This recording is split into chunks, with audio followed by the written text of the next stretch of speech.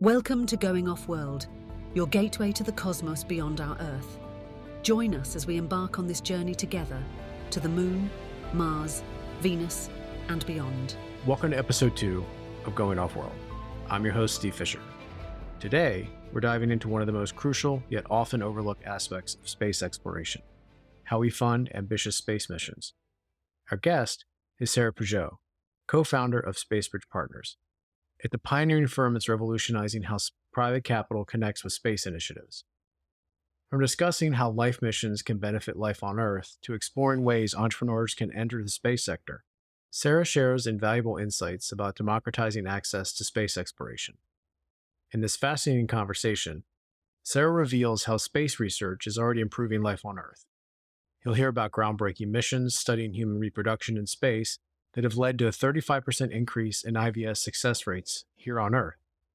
You heard that right. Space babies. It's just one of the examples of how space exploration creates unexpected benefits for humanity. You'll learn how SpaceBridge Partners is helping match mission organizers with funders, and why you don't need to be a billionaire or rocket scientist to make an impact in space. So, whether you're a space enthusiast, entrepreneur, or you're just curious about the future of space exploration, this conversation reveals exciting new pathways for getting involved in humanity's greatest adventure. Join us on this journey, where the sky is not the limit and the stars are just the beginning. Sarah, welcome to the podcast. Thanks for having me. So I am very familiar with your work, but for those who are not, I would love for you to talk about your journey and the space industry, how you arrived in this place, and what inspired you to create SpaceBridge Partners. Well, I was born. No, I'm just kidding. I've always been interested in space since I was a little girl. I wanted to be an astronaut, either that or Wonder Woman. Loved Wonder Woman, but yeah, I always wanted to be an astronaut, and have been interested in space my whole life. I did all my grade school reports on designs that people had created for off-world communities, and just was fascinated by that whole idea. And so my goal when I went to UC Berkeley was to graduate with an astronomy degree and then go to NASA and be an astronaut, maybe fly for the armed forces, something like that in between.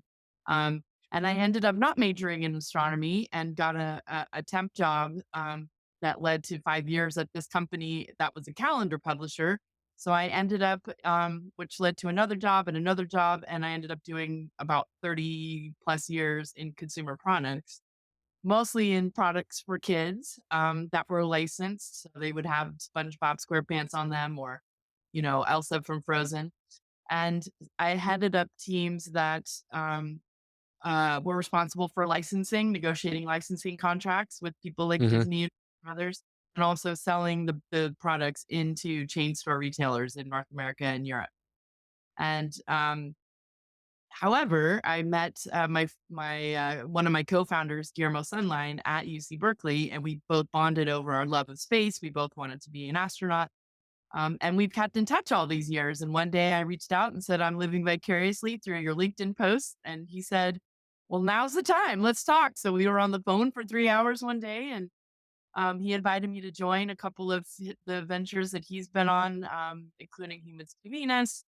And I sat in on some of these meetings, and he's had this idea germinating for SpaceBridge Partners when he tried to get one of his funded, and everyone in the industry loved it. Some of the big launch partners especially loved it and said, come back when you have some money. And he said, there's got to be a way to get some of this money. I'm not a wealthy person, and I don't have access to the numbers that we would need to get this off the ground, literally. So he actually had this idea. And there was a point where I wanted to make the final transition out of consumer products into the space industry after going to space conferences and space related functions for a couple of years. And I said, look, I'll take this idea and run with it. Let me head it up. So he and I co-founded it with a third co-founder, Khalid Al-Ali, who used to work at NASA Ames for many years and is now based in Qatar. And so the three of us founded the company and officially launched it in January of 2024. So here we are. That's quite a story. It's funny when you talk about merchandising. I want to bring this space side for a sec, but it always reminds me of as a long time, seeing Star Wars in the theaters when it came out. The, having had toys as a kid, the merchandising I mean, Star Wars really changed the game, with like Yes. brand and licensing and merchandising.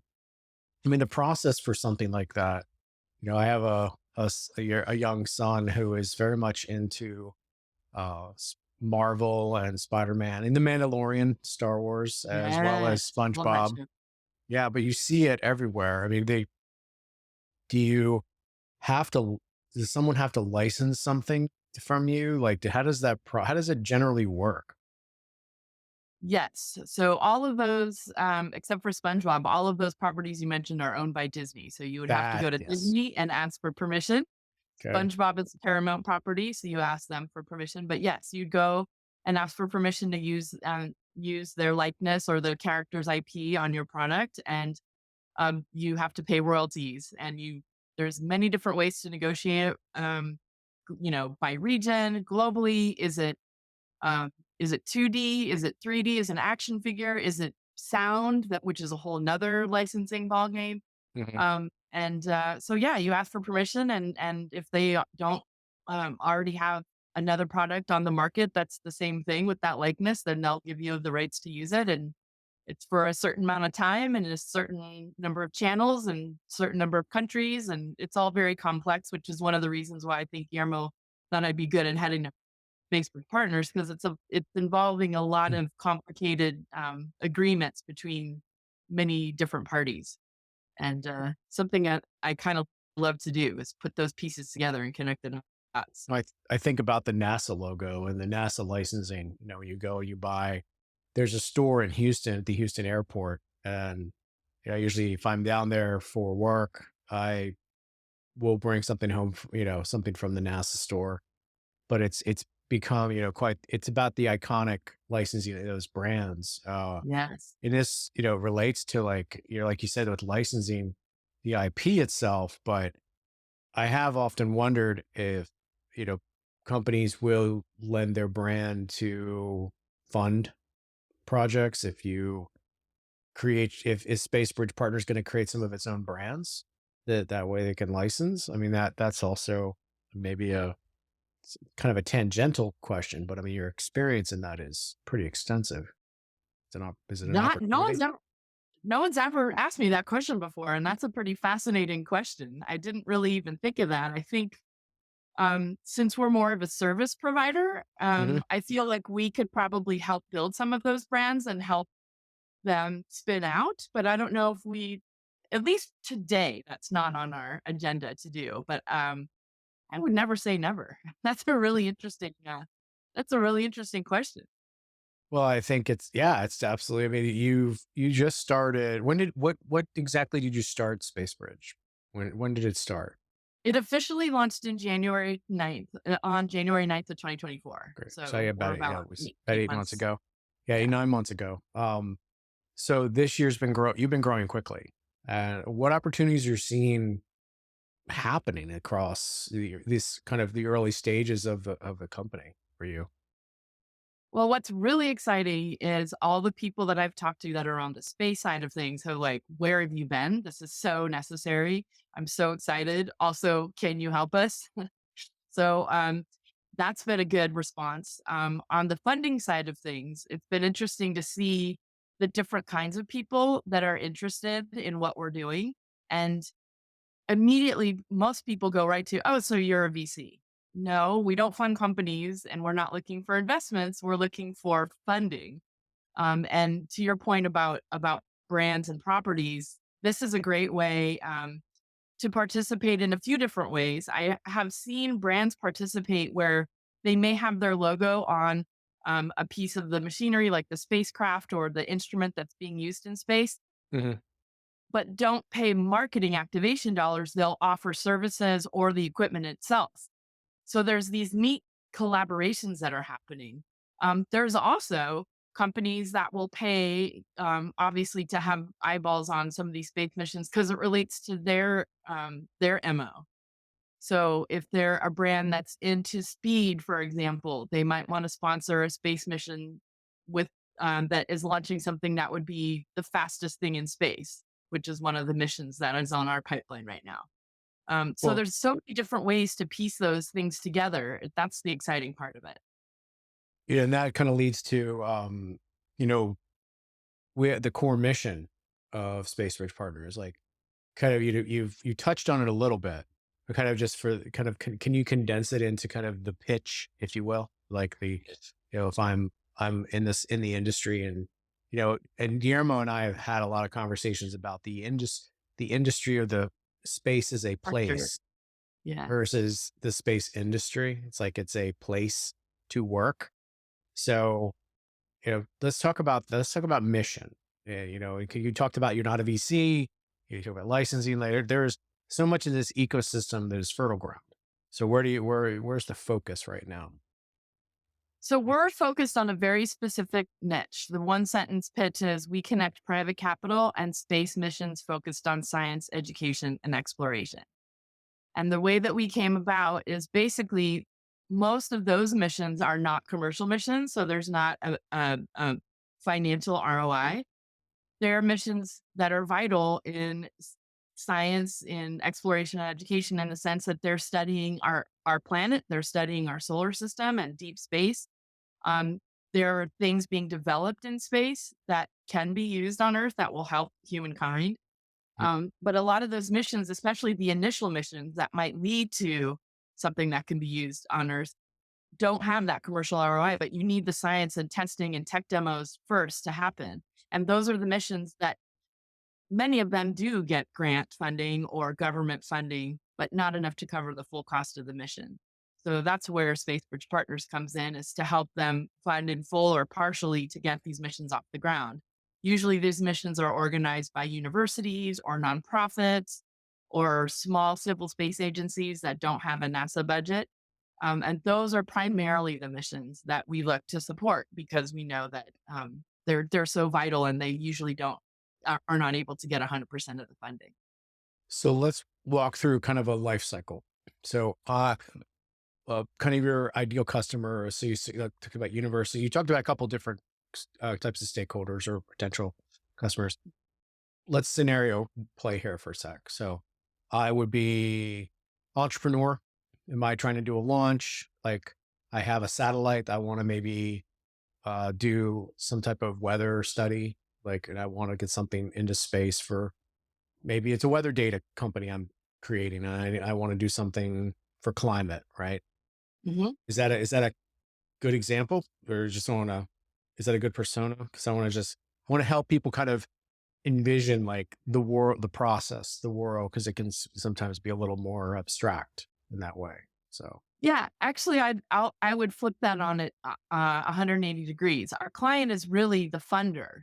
the So funder, okay, it's a high net worth individual, it's a brand, it's a media company who's looking to support the space sector, and so our product, if you will, are these missions, like your example that you gave, that you're organizing a mission that involves a weather satellite. So you on the mission organizer side, you'd come to us and say, I have this idea. This is what I want to do. Here's our team. Here's the budget. Here's the timeline. And our team will vet that. And it will end up on our pipeline. But really, that's just another product that we're selling for all intents and purposes. And so our customer, our client, is really a high net worth individual that wants to support the space sector, or that may have a specific interest. They might be interested in climate. They might be interested in climate change. And so your project could be a good one to pair them with. Or you could be a brand that's interested, like I mentioned before, that's interested. They're all about speed. Maybe you're Formula One, for example, and you want to show that you're innovative. So you're supporting something in space. And if it has to do with speed, that would be a perfect mission for you too, or something to do with speed, right? Or if you're a documentary that has been looking for a subject about climate change, maybe they want to feature your mission in part of their documentary. So those we're the matchmakers, right? And the we're almost like we're almost like a sales team for all the mission organizers. So if you needed help funding, you'd be the product that we would try to sell to one of these funders. And I hate to say the word sell because we're not really selling anything. We're just trying to support the whole space ecosystem and get your mission launched. So we would know that high net worth individual A is not interested at all in earth sciences. They're more interested in mining asteroids. And but high net worth individual B is very interested in the weather and climate change, and they might be very interested in funding your mission. So Okay. that's the way we look at it. Okay. So let me kind of, like you said, trying to flip that because Mhm. you are a bridge, right? You are a bridge between Yes, them. Because could they come at you from one side? So I'm the entrepreneur, but then there's like the Gates Foundation that does climate, has a the part of the foundation. We're talking about grants, but say that their mission is to do type of climate work. Well, they may not even know that this person trying to do this work exists. exactly. So do you work to create the roster of potential funders? Yes. And then when the mission kind of, do you do it in a kind of categorization? So do you put out, I'm not talking about prizes. I'm talking about just more of like, just like a, not like a venture firm. Well, you have a portfolio focus, like you have a climate agenda, or you have this type of, I don't know, type of exploration, energy type, maybe a solar shield in space. I don't know. I'm just making stuff up. Uh-huh. Yeah. So those people would, do you have like an energy sector? Like imagine this firm, your firm larger, you'd have like a, maybe like environment practice and energy, and then you'd be able to find the people looking to do missions. And then or does the actual funder have missions in mind? It might or may not. That's why, because like sometimes it's you don't know, and you might be a perfect match, or the person Right. looking could help your agenda and they might not even think about space as a way, Right. right? And So those are the people that we're trying to reach too. great. So it's a little bit of all of the above. Um, Today, if you're asking me this question today, um, we are vetting our missions to make sure that we have a variety of funds needed, a Mhm. variety of missions that they're focused on. One, like I mentioned, one could be the fastest human made object. One is looking for signs of life on another planet. One, like your example, could be studying Earth's weather and climate. So we try to make sure that we don't have a lot of the same missions or the same similar missions on our pipeline. We're looking at missions that have launch dates ranging anywhere from January of 2025 on out through the 2030s. So we're trying to have a really good variety to start because we're still building out our funding network to make sure that we have a good variety to meet a lot of the needs of people that we're talking to. But down the road, when we're 5 years old or 10 years old, just what you said is that we will have um, people, bridge builders, if you will, focused in certain sectors because we know that this funder is interested in energy, that funder is interested in climate, this other funder is interested in human health, things like that. So we would we would have those dot connectors connecting those kinds of funders with those kinds of missions in our pipeline. Um, so it's right now the focus is on what the funders are looking for, um, and um, and making sure that we have a nice variety of missions in our pipeline to so that we can meet most of the needs that are out there and steer people in the right direction too. I mean, we're really hoping to get in front of brands, media companies, and high net worth individuals that are like, I would love to be involved in space and support it, but I don't even know how. Those are the people that we're trying to reach right now until we become our business plan becomes so big that there's more of us out there doing the same thing and we're solving this problem on a massive scale instead of mission by mission, which we are doing right now. So to kind of, not to give away all the secret sauce, but in terms of business model, Mhm. how does Space Bridge make its money? Is it from fees and launch fees over time? Is it management of like, because I would imagine if things are planned out, obviously somebody puts money in for a mission, which, kind of here and there between, but obviously you need to run a business, right? It's like, how does that how does it create sustainability for the business over time? Like, how do you create consistent? Because you're not a VC, so you're not trying to like Right. raise a mission fund for for this environment, for this focus, right? Or this mission Uh-huh. fund for this, right? And then Uh-huh. you would make management fees on that. That's more of a VC venture capital model. But how did you, as thinking through this business and doing this, how do you approach that? So there's two different ways. The main way we earn revenue is through success fee. So if we were to get a donation from a high net worth individual, or if we were to help negotiate a brand sponsorship or help negotiate a media partnership, we would take a success fee from those funds. The Okay. other way is for a mission organizer or a potential funder to hire us on retainer to do some research for them. So, say there's a brand company that says this is what my brand's all about. I'm looking for missions focused on X, Y, and Z. If we didn't already have one of those missions in our pipeline, we could reach out to our network and see if we could find one or help put one together. Now, we would not personally launch a mission. We would just help coordinate making that match.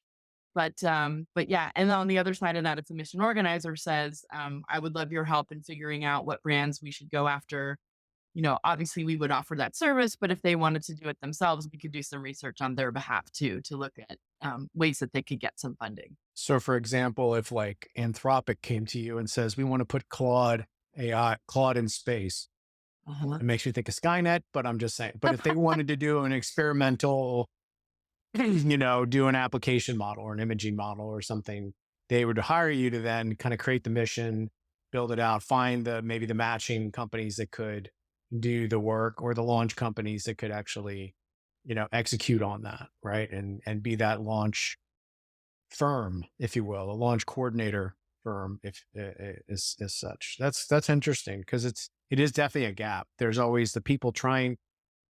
Seems to be two things: people with dreams trying to do it, and the Right. people with money that maybe are just really in a limited space because all they want to do is just, they getting people up into space. That seems to be the main thing, which is great, because Yes. I believe if I look at what Elon's doing with Starship, he's creating a star, and most people don't know, but probably those listening do. He's creating a Starship factory, much like the Gigafactory, and that Uh-huh. essentially is it's like a Ford Motor Company assembly line for spaceships. That is, Uh-huh. I mean, the price. I'm trying to think. The price 20 years ago, if I remember right, the price 20 years ago to get get something into space was $10,000 an ounce, I think. And now it's down to like a couple $100, 1,000. We have to get it down to like, not Right. like very little, because then that cost opens to the mass market, just from not more like UPS delivering packages to the space station, but the fact that we can bring people up there. But there's so much more around that, right? I've Exactly. always envisioned that the mission to Mars would be sponsored by like Disney or some And media companies, because to uh-huh. me the reality show aspect of this, the going on the journey, the branding of aspects of it, the licensing capability, like licensing them, Uh-huh. it's immense. It's immense. Yep. And there's so much fertile ground. You know, people listening to this, are there how when you look at all these opportunities, how do you evaluate and prioritize them? Like how do you choose to support someone? Because some people can come with great ideas. Like how do you vet that? The first thing we do is to see if they have a mission completely organized.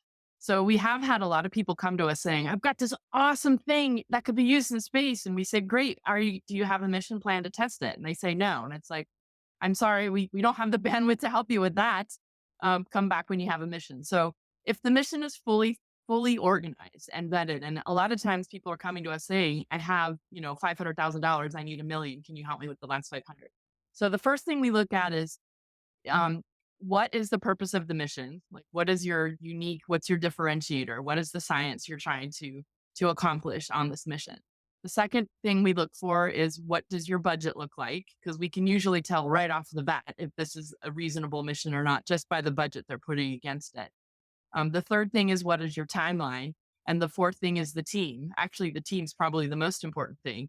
Have they ever done this before? Or have they been in the space sector? Do they have the credentials for the science that they want to do? Are there PhDs involved in that science? And so we look at those are the first things that we look at.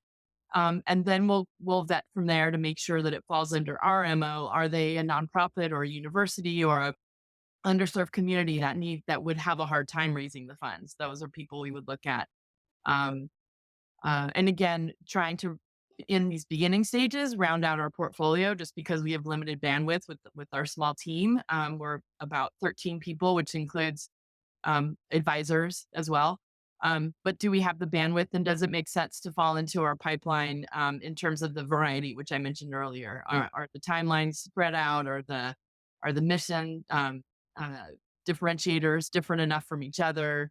And like that. So those are the steps that we take to vet the missions. And a lot of times too, it will depend on our relationships with the mission organizers. I'm lucky enough to have a lot of people in the space sector on the team that know a lot of the players in the game, and those are the people that are submitting missions to us. So it's nice to have that kind of personal referral as well in our network.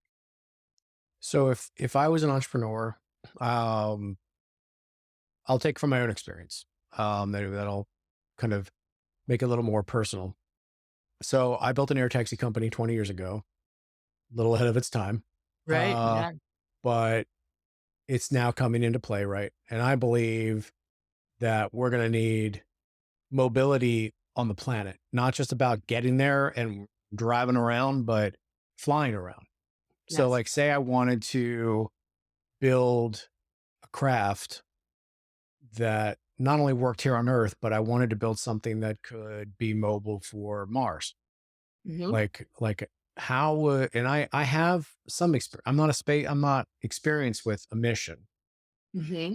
but I have a background in the other things, Hmm. aviation, or I have a team that, avionics, airframe. We can build the craft, we can build the engine, the power plant, and but we need someone that's one going to help us build something for Earth, and then over the next 10 years, prototype something that we could, maybe a small prototype we could send with a starship to Hmm. test out, right? How how would someone who's an entrepreneur or looking to do that get into it, like focusing on the missions? What would they, if they were trying to come to you, or what would they, what would be needed, or what would help? Um, ep- uh, what would help is having the mission more put together. Um, Got it. just based on our current state of Spacebridge Partners. Again, like we're more well equipped to help the mission organizers that have something pretty well put together. However, as I mentioned, a lot of our team comes from the space background. So I'm sure we would be able to give you plenty of referrals to talk to get this off the ground.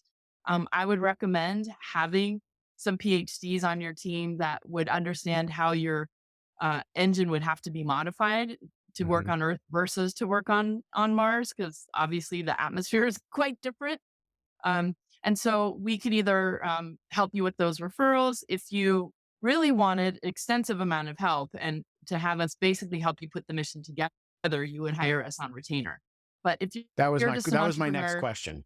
Yeah, because if I had, yes. say, $250,000 in angel funding, and Uh-huh. we wanted to get the mission together, that we could hire your firm to help put that part of the plan together, to make the mission, to Yes. make solid the mission, and even the resourcing of the experts and the people that needed to be on the team eventually Yes. for it. That's great. Mhm. The mission Yeah. team itself. So Yes. Uh-huh. that, that's great. Yes, I've been very much looking forward to this, because I've often wondered, how does someone beyond the billionaires and the multi millionaires, become, I mean, they're essentially being space entrepreneurs. Like, you're essentially helping them move into that space. They might have tangent adjacent tech, skill sets Yes. and good skill sets, but not direct space experience. I didn't work for JPL, or Right. as much as I would have loved to. I don't, Uh-huh. I didn't work for, NASA or SpaceX. So I think there's an opportunity that there are millions of entrepreneurs out there that would love to figure out how to crack this and really get into being a space entrepreneur. And I Well, think and yeah. there are millions of space adjacent companies too Hmm. that contribute to the space sector. You don't have to be a SpaceX or Rocket Lab to be a major player in the sector. So there's so many different ways, and it's becoming more and more apparent what those ways are, and more of those opportunities are becoming available because of how quickly the space sector is evolving. I mean, look at the Polaris Dawn mission yesterday. It's completely privately funded, and we've got Sure. 4 non-professional astronauts. They've been trained as astronauts, so I hate to call them non-professional, but that seems to be what the press is calling them. But they're not, they're not from NASA. They're not, from a space agency. This is a completely privately funded mission of everyday civilians like we are, pushing innovation forward and testing new space sets and testing new technology that's up there. So you don't have to be literally a rocket scientist to be involved in space anymore. It's just we're on the cusp of this exploding into a huge industry for quote unquote civilians now. You make a great point. There needs to be new language because back in the Hmm. day, and Ed White did the first spacewalk back in Gemini, and I think 64, 63, something like that.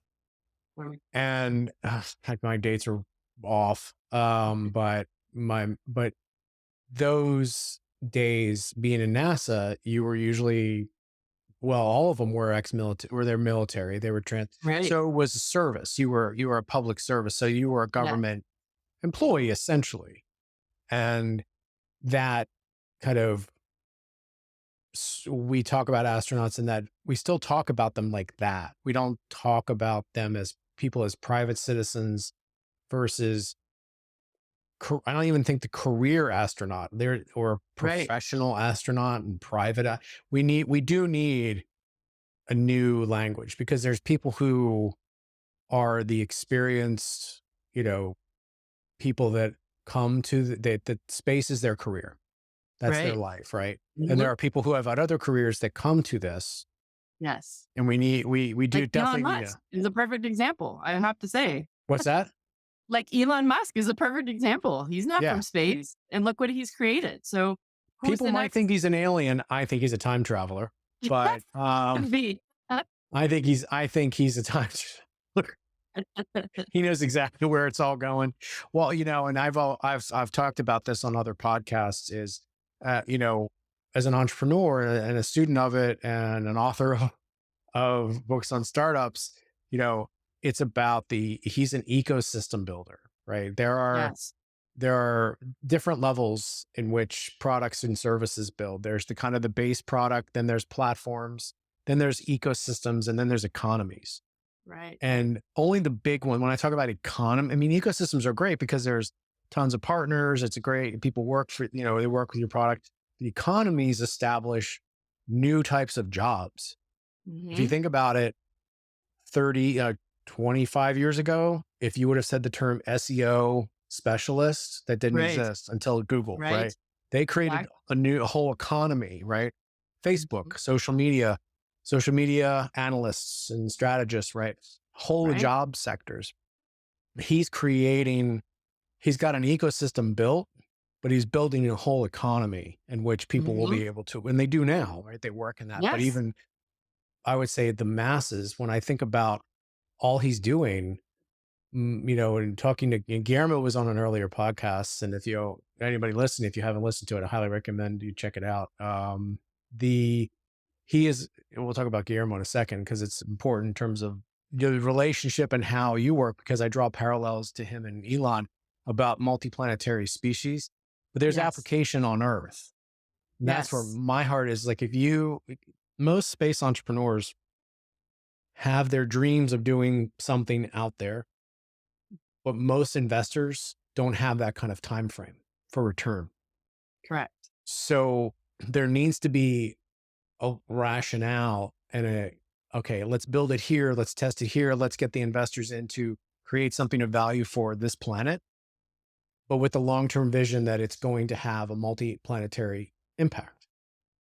Elon's doing the same thing. The Boring Company isn't just about so he can dig a something from Los Angeles to San Francisco. It's about digging tunnels on Mars, right? It's Uh-huh. electric cars are going to be on Mars. The Right. robots may be we may have care robots, and I completely see people forming personal relationships with their robots like R2D2 or C3PO. But those robots they'll do the hard work on Mars. They'll do the dangerous Mhm. work on Right. Mars, right? Everything is for there. But the people who are investing in it now, it has use here. So when you look at missions, do you ever have any type of conversations about, okay, your mission's in here? Do you ever coach them or do anything on retainer to help them find value here? Or is it just really more about the space industry itself? Oh, I love that question. Yes. It's interesting. Many of the mission organizers that we talk to are not entrepreneurs like you. They're scientists that have been in their field for a long time. They could be astrobiologists, they could be astrophysicists, Hmm. be they could be not even at that astro part. They could be biologists or physicists and that are looking to do something. And they see their work from a very scientific angle that for somebody like me who was very interested in science when I was a kid, I get very excited about it. But if you put that person in front of a potential funder, they'll fall asleep. So we help them develop that value proposition and understand what their contribution can make. And in um, two things related to what you were just talking about. One is that the timelines. You need to have these scientific missions happen so that the things will happen at a later date, like you said. So some of these missions that we have on our pipeline are legacy making missions. So you might not get a financial return, but you'll definitely to have your name tied to some of these missions that are in our pipeline, which are so exciting and could be literal game changers in the way we think about biologic life, the way we think about how fast something can move in space, even the way we think about things that could happen on Earth. Those are big game changers. And then also the opposite of something that you said are things that are already working great on Earth and, like Boring Company, all these robots that will be working on Mars. Some of the things that we're working on now, or I should say our mission organizers are working on now, will help people on Earth. And one example of that is um, a set of missions that is looking to see if humans can successfully reproduce in less than 1G that we have here on Earth. So if you have a lower gravity, we're planning on putting people on the moon and Mars. Those do not have the same gravity as Earth. So for all we know, it could be a one generation mission. People go up there and then they die because they can't reproduce, and then no one's left. We'll have to keep sending new people on a one way ticket. So if this company discovers that we can reproduce in less than 1G, that's going to be very important to becoming an interplanetary species. Well, Along the way of them figuring this out, they developed a technology that is helping in vitro fertilization success rate grow by about 35%. So that's a huge thing for people on Earth that, that's are awesome. having problems having kids. So it's S- exciting to see how that science can be used on Earth as well. There's so much science that's been developed for space that helps people on Earth already. So was their pitch when they pulled up the first slide? Did it just say space babies? No, it did not, but that'd be a good way. Let's I'm look here to at what talk for to you space today about space babies. space babies. But it's a very important thing. I'm often reminded of the I think there was a couple in space that we're going to figure that out about just the interaction part, Uh-huh. if you will. Yep. But the conception, is a whole different story because you know Right. can you have a baby like if you're in a space station, right? If you're in a long term space station, Uh-huh. can you raise children, right? And even Mars's gravity a couple of shows have tried to kind of represent that, right? I mean, in The Expanse, people that grow up on Mars, it's a third of the gravity of Earth, and they come back and they have to take medicine, they have to train, like their body, Right. even their composition is it's hard. It's like torture. It's like somebody laying here and you having to carry around like a 200-pound weight on your shoulders. It's like Exactly. or, you know, I think of there's another great show. It's an alternate history show. For All Mankind. There's Well, right. I love there's a that show. baby that was born or she was pregnant, I think, and she was on Mars and she had her baby. maybe she had the baby. I'm trying to remember exactly how, but they took her up to this, they got her out of, off of Yes. Mars and she went back. But because he was born there, his health, he had trouble on Earth, and then he went to Mars and all of his health issues kind of cleared up. So there's even not even just conception, but there's long-term benefits of eventually the human race might split because there might be Uh-huh. people that can't function on Earth and people that Right. can only be, on. But to your point about like IVF, I mean, it's addressing modern challenges for people, and I think that's such a wonderful example. Mhm. That's a great example of of success, and but there are a lot of challenges out there. Like, what do you think are the biggest challenges facing the industry right now, and just working in space and like just what you're seeing right now? A few different it was hard to narrow this down to just a few answers. I think one is public perception. Everyone Yeah. still thinks it's the Elon Musk and Jeff Bezoses of the world, and that's not the case, and it's becoming less and less the case. So how do we educate the public that they can be involved, whether they're a writer or a chef or, a janitor, like so many an architect, so many different types of careers can be involved in the space sector today. I mean, I'm a perfect example of it. I don't have 30 years experience, but I'm an enthusiast and understand how to connect the dots and excited about the science behind things. So I think one is public perception is one of the biggest challenges. The second biggest challenge, which is where we're coming in and trying to change, is how to get these vital science missions and exploration missions funded. They are crucial to taking the next steps in things. And which is why I'm so excited about this Polaris Dawn mission because they're Let's testing explain. our Let's start with Great. Let's for the audience who may not know. Can you explain Polaris Dawn so that way they know kind of a grounding before you dive into that?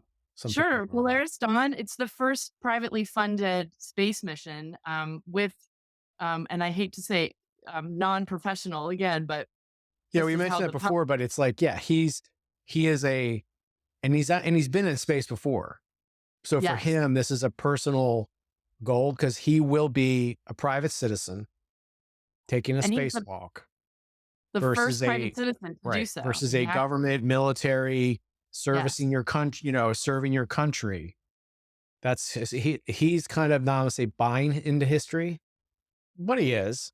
But Yeah. the importance of being able to accomplish that as a private citizen, and that it makes spacewalks more, I don't say common, but not for Accessible. More one's accessible. more accessible. Yes. Yeah. So he's funding. And Yeah.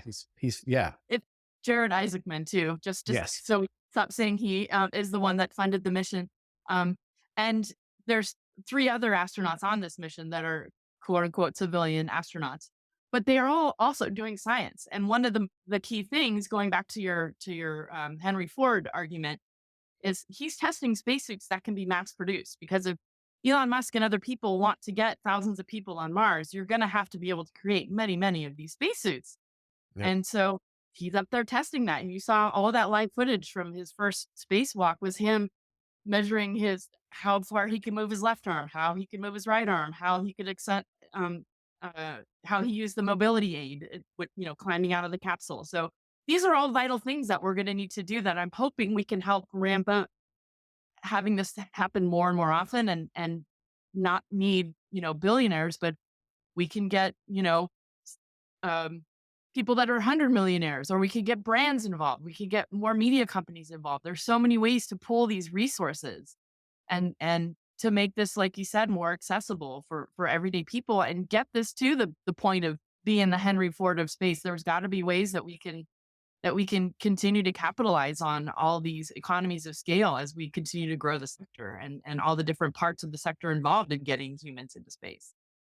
So let's put our futures hat on. Space Bridge Partners 2035. Um, we can weave it into long-term goals. But yeah. what do you see for the firm? Like, what do you, let's kind of put our futures hat on. You talked about missions out there. What does it mean? The goals, like where does Space Bridge Partners kind of, where is it in 2035, which really not that far away. It really is. Yeah. I think 2035, we're not the only ones out there doing this, which would be really exciting.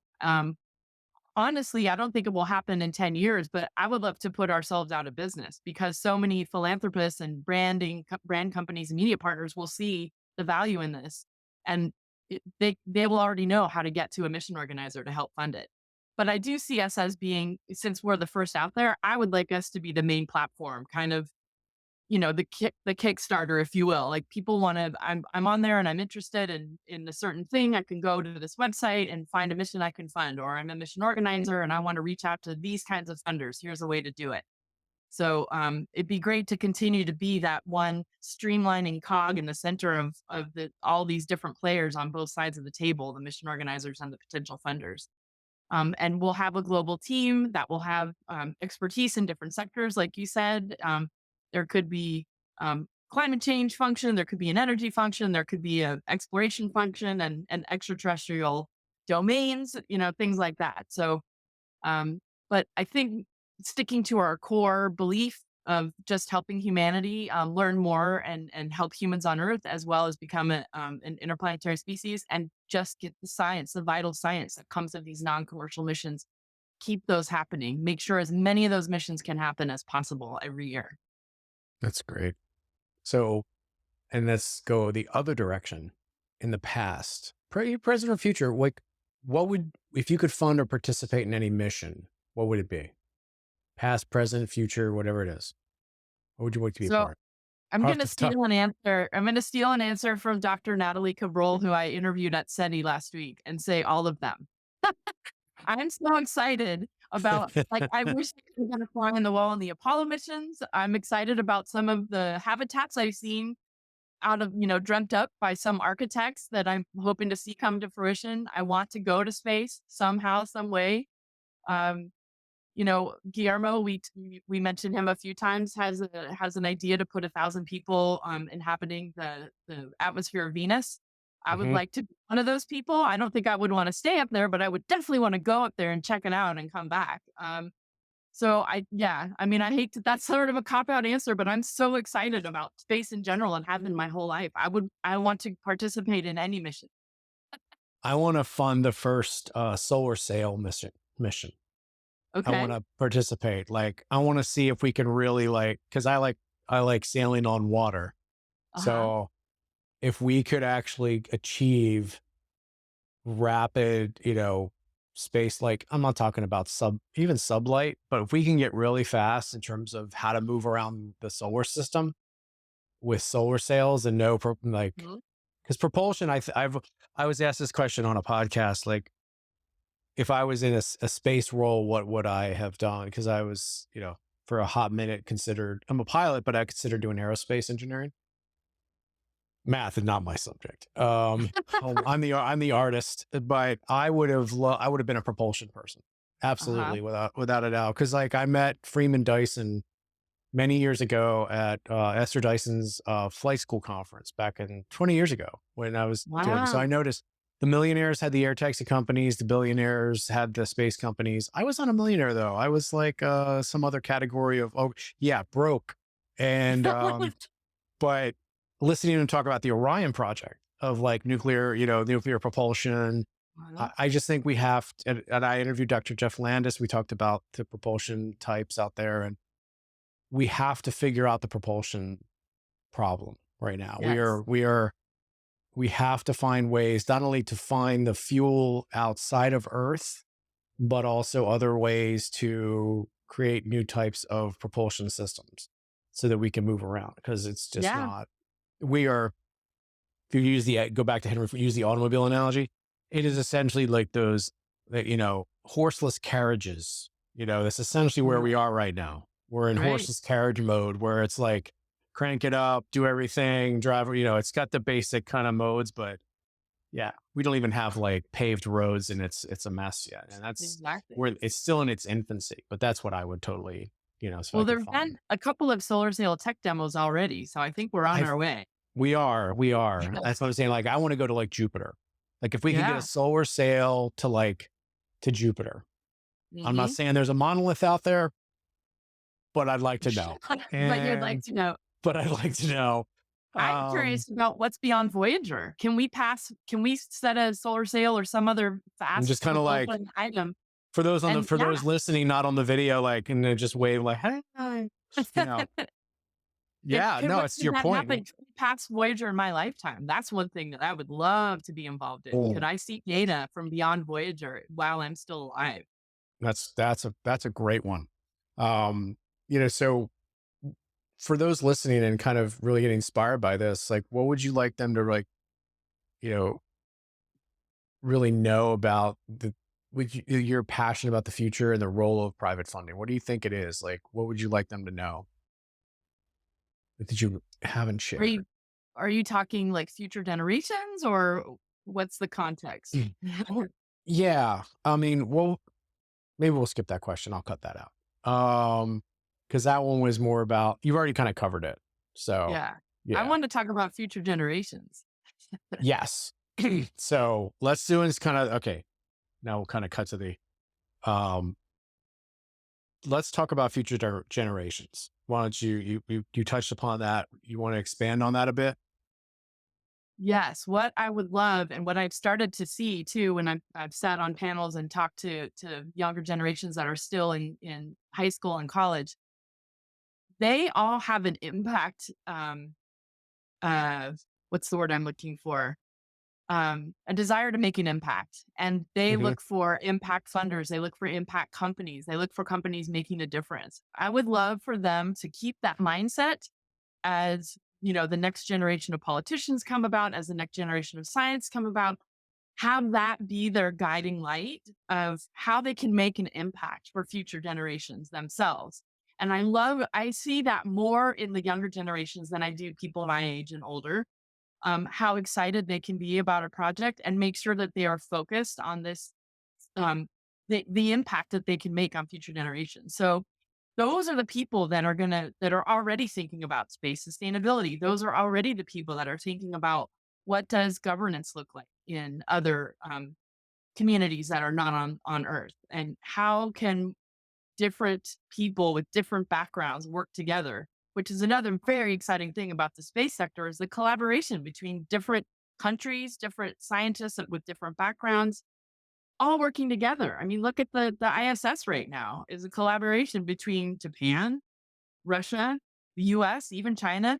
I mean, so many different countries that on Earth are kind of butting heads at the moment, but in space, we're all working together. So, can we take that and continue that in future generations and keep their focused on wanting to make an impact and impact investing and keeping the social aspect of that alive. That's what I'm excited about, and that's what I've already been seeing it, so I'm excited for them to keep that hope alive.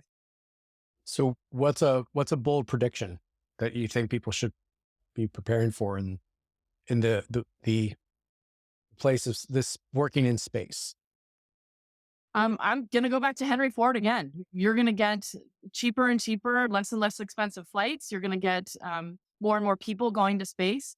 I think that Elon Musk's idea of having 1 million people on Mars is not far fetched, and the more we can take the more into space one time, the better. Which is why he's building larger and larger spacecraft, Yeah, and why we're going to need to get to these spacesuits that the Polaris Dawn mission is testing out, because those can be mass produced much more easily than these giant astronaut suits that NASA astronauts wear today. So I think that we will have rocket ships and flights to space as common as cars are today, whether gas or electric powered, cars on Earth. I think that we'll have that hmm, many. It'll be that accessible to humans sooner than we all think. I agree. I agree. And I like to do the 222 for civilization. I don't want to say restart your civilization, but my civilization uh, foundation. So especially like other planets. So the two books, two pieces of music, and two things you bring with you. It's like going through somebody's Right. closet. You learn a lot Um, about people. I think this is such a hard question to answer. I think That's why I if I ask could, it. if I could, yeah, of course, if I could bring two pieces of music, I'm gonna cop out and say 2 albums instead of 2, songs, That's and I fair. would have to bring I'll allow that. That's fine. I'd have to bring the David Bowie album with Major Tom on it, of course, and I'd have to bring a Bastille album, any one of them, I love them all. Those are my 2 favorite, pieces of music right now. Again, super hard to narrow that one down. Um, the book I'd bring with me is probably The Truth Machine, which is the first book that kind of, um made me think about the future. I mean, I read, Roddenberry and Bradbury and, L. Ron Hubbard even had some decent, sci-fi books. I was very into sci-fi when I was a kid, but The Truth Machine really made me bring that science fiction idea to th that could probably happen, like, we might be able to develop the truth machine, by James Halperin. I love that book, and I read it a million times, and I would probably bring that book. Um, and a second book would probably be, another sci-fi book that I haven't read yet. I don't know. I don't know what a second book would be. Nice. Very nice. Um, but a new book that I haven't read yet. And then, for things I would, I immediately, of course, thought of a food item. I love avocados, so if I could have a way to have unlimited avocados when I'm, in a new place, that's what I would want. And Mhm. then, I mean, I could be super logical and say something to play my records on is the second item, but, That's a logical thing. uh, That's great. That's great answers. You've given some really great advice, and especially bringing young people in, because that's really what we need to do. And but well, what inspires you though? You've been very inspirational to others and building this. Well, what continues to inspire, especially on those tough days? Like what continues to keep you going? listen, this is my dream job that I never even knew could exist. I get Mhm. to geek out on the space things. I love science. I've always been a fan, and I understand how things work. I love learning. So to get to talk to these mission organizers about what they're doing, and then to use my background to figure out who could I connect this person to, and then to get to talk to brands and media companies and family offices and high net worth individuals about what their hopes and dreams are, and how can I tie these things together, and how can I make a win-win situation for everybody. Um, I just I couldn't be in a better place, and what inspires me is being able to get to do this job. Quite honestly, I mean, this is like I said, I never thought that I could be in the space sector after spending so many years not in it and wishing I had been. And so that's what inspires me. And I hope I can inspire other people to do the same thing. I mean, it's just I'm in my happy place right now. And to be involved in anything that has to do with the future and innovation, that's what's inspiring me. And if I can help get us to the next place faster, that's the goal. And you've been off to a great start with this. And if you we talked a lot about kind of putting our future hat on. How would you want your work to be remembered? I always love to ask the legacy question. The impact. You mentioned the word impact a lot. It's more than just Gen Z. I mean, but it's definitely that generation. I'm an Xer. It was definitely us. We weren't just slackers. We built the modern internet. You're welcome. Right. So you know, what impact do you hope you have on the world when things are all said and done, and you're sipping martinis? You said the Space Bridge Partners is officially out of business for in a good way. So what's the legacy?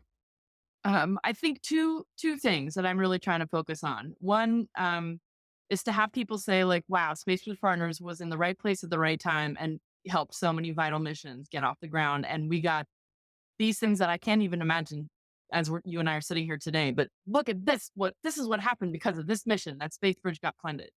Yeah. And then the second thing is which I feel like I'm thankfully coming in on the tail end of, is getting more and more females involved in science and STEM and hopefully the space sector, because it's still there's not definitely not parity in the space sector right now. And I want to be help I want to help make that change. I want to help make that sea change happen. And I want to be one of those names, one of many. I'm not the only one, but one of many of those names as saying that she helped pave the way for more women in space.